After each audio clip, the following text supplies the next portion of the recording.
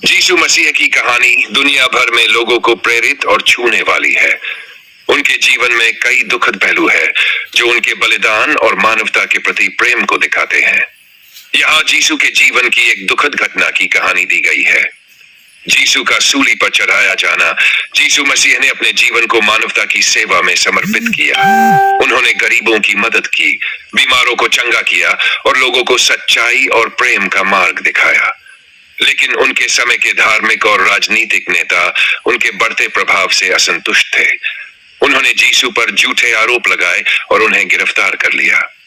जब यीशु को Roman governor पिलातुस के सामने लाया गया तो पिलातुस ने महसूस किया कि यीशु निर्दोष है। लेकिन भीड़ के दबाव और नेताओं की साजिश के कारण पिलातुस ने यीशु को सूली पर चढ़ाने का आदेश दिया। सूली पर चढ़ाने से पहले यीशु को कोड़े मारे गए, उनका अपमान किया गया और कांटों का मुकुट उनके सिर पर रखा गया। इसके बाद उन्हें भारी क्रॉस उठाकर गोलगोथा नामक स्थान तक चलने को मजबूर किया गया। गोलगोथा पहुंचने पर यीशु को क्रॉस पर कीलों से जड़ दिया गया। वे कई घंटों तक असहनीय दर्द सहते हुए सूली पर लटके रहे। उनके अंतिम शब्द थे, हे पिता, इन्हें क्षमा कर, क्योंकि ये नहीं जानते कि ये क्या कर रहे हैं। यीशु की मृत्यु ने उनके अनुयायियों और परिवार को गहरे दुख में डाल दिया। लेकिन उनकी इस बलिदानी मौत को आज दुनिया भर में प्रेम, क्षमा और त्याग के प्रतीक के रूप में देखा जाता है। ईसाई मान्यता के अनुसार यीशु ने मानवता के पापों को अपने ऊपर लिया और 3 दिन बाद पुनर्जीवित होकर मृत्यु पर विजय प्राप्त की। ये घटना हमें ये सिखाती है कि कठिनाई और अन्याय के जीसस मसीह का जीवन प्रेम, दया और करुणा का जीता जागता उदाहरण है। उनके जीवन की एक ऐसी कहानी जो प्रेम के द्वारा चंगाई का संदेश देती है, बाइबल में बताई गई है। यह कहानी यरूशलेम के पास स्थित एक तालाब बेथेस्दा की है। बेथेस्दा का चमत्कार। यरूशलेम में बेथेस्दा नामक एक तालाब था जिसके चारों ओर 5 बरामदे थे। इस तालाब के पास बहुत सारे रोगी, अंधे, लंगड़े और अपंग लोग रहते थे, क्योंकि मान्यता थी कि जब तालाब का पानी हिलता है तब उसमें प्रवेश करने वाला पहला व्यक्ति चंगा हो जाता है। वहां एक व्यक्ति था जो 8 वर्षों से बीमार था। जीसस ने उसे देखा और उसकी दशा को समझा। जीसस ने उससे पूछा, क्या तू चंगा होना चाहता है?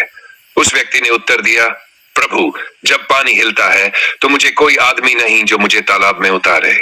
जब तक मैं पहुंचता हूं कोई और मुझसे पहले चला जाता है।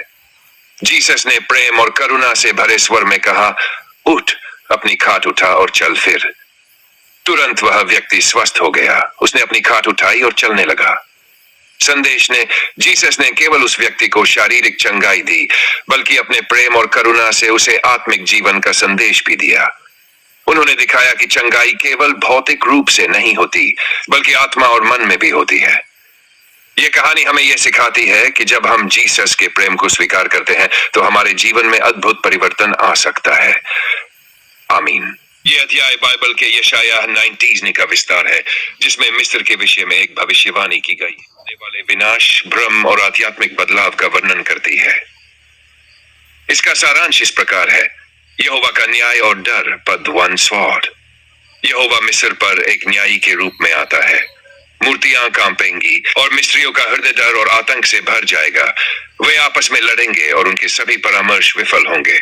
मिस्र एक कठोर और क्रूर राजा के अधीन होगा। प्राकृतिक आपदा और आर्थिक पतन। नील नदी सूख जाएगी, जिससे कृषि और मत्स्य उद्योग बर्बाद हो जाएंगे। मिस्र की अर्थव्यवस्था ठप हो जाएगी और मजदूर उदास और हतोत्साहित होंगे। मिस्र के नेताओं की मूर्खता। मिस्र के हाकिम और बुद्धिमान अपने निर्णयों में मूर्खता करेंगे।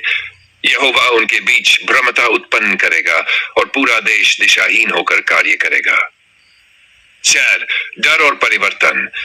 मिस्र यहोवा की शक्ति के सामने थरथराएगा। यहूदा का देश भी उनके लिए भय का कारण बनेगा, क्योंकि यहोवा यहूदा के माध्यम से मिस्र पर न्याय करेगा। परमेश्वर की ओर लौटना और उपासना। मिस्र परमेश्वर को पहचानने लगेगा।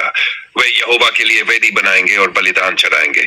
जब वे यहोवा की दुहाई देंगे तब यहोवा उन्हें बचाएगा। वह मिस्रियों को मारकर चंगा भी करेगा, जिससे वे उसकी ओर फिरेंगे। 6 मिलन और आशीष, पद अंत में मिस्र, अश्शूर और इस्राएल तीनों मिलकर यहोवा की आराधना करेंगे। यहोवा तीनों को आशीष देगा और उन्हें मेरी प्रजा और मेरा निज भाग कहेगा। मुख्य संदेश: ये भविष्यवाणी मिस्र के विनाश और पुनर्स्थापन को दर्शाती है। यह दिखाता है कि परमेश्वर केवल न्यायी नहीं है, बल्कि दयालु और उद्धारकर्ता भी है। यह अध्याय मानव के हृदय परिवर्तन और परमेश्वर की सार्वभौमिक योजना को भी उजागर करता है।